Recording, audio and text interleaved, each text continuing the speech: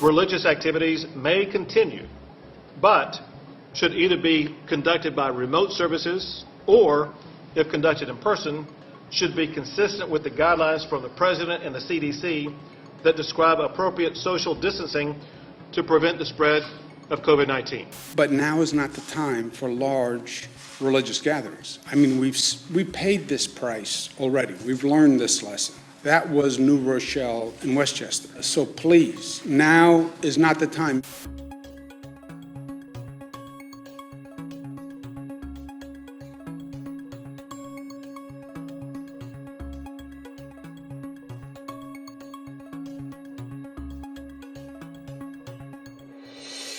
My name is Brandon Watts. I am privileged to be the lead pastor at Epiphany Church here in Brooklyn, New York.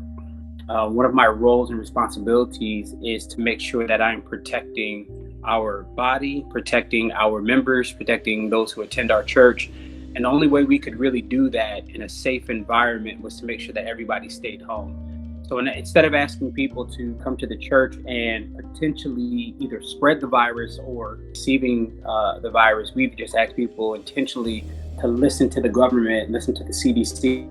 This is Pastor Dr. Jerry Bowers from Brownwood, Texas. The name of our church is Book of Acts Now Global Church. I'm not afraid of being exposed to this virus. I'm not going to live in fear. And I encourage those who come to my church, don't live in fear. It's better to be there in person. And if you have needs or concerns, you're more apt to share those with your pastor when you're there face to face than perhaps you are from home.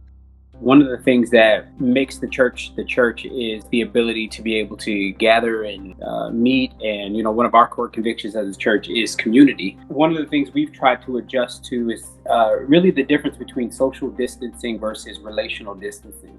Right now, we have to practice social distancing if we're going to care for people well, but that doesn't mean we have to practice relational distancing. This is one of the worst crises that we've had in America in many years.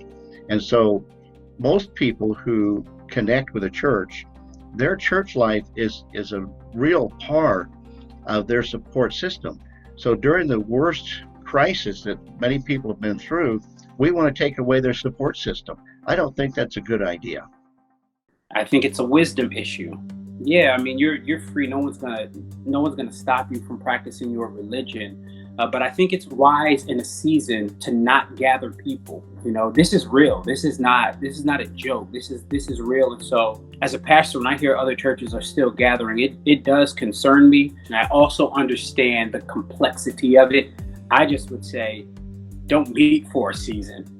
Allow this thing to pass, and then when we gather back together, we can do so in some creative ways and rejoice that the Lord was faithful through it. And the idea of what is essential and what is non-essential is a concern to me. For example, about 2 blocks from where I live is Walmart, and they can have like 200 cars in the parking lot, people going into that store that are complete strangers, and they don't know what they're being exposed to. And in my church, most of the people come who know each other.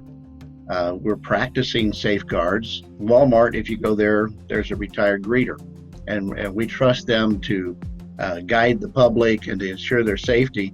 And in most instances, if you come to a church, your pastor is somebody with a college degree who's educated, and maybe a better approach would be to have a set of guidelines for churches to follow to ensure public safety, rather than assuming they're not able to do it. The church is not a building. Church is not plaster and paint. The church is a body which is made up of people, and that body is the church, whether you're at the building that you meet in or you're not. We have to stop looking at the body as just a building and start looking at the body as people.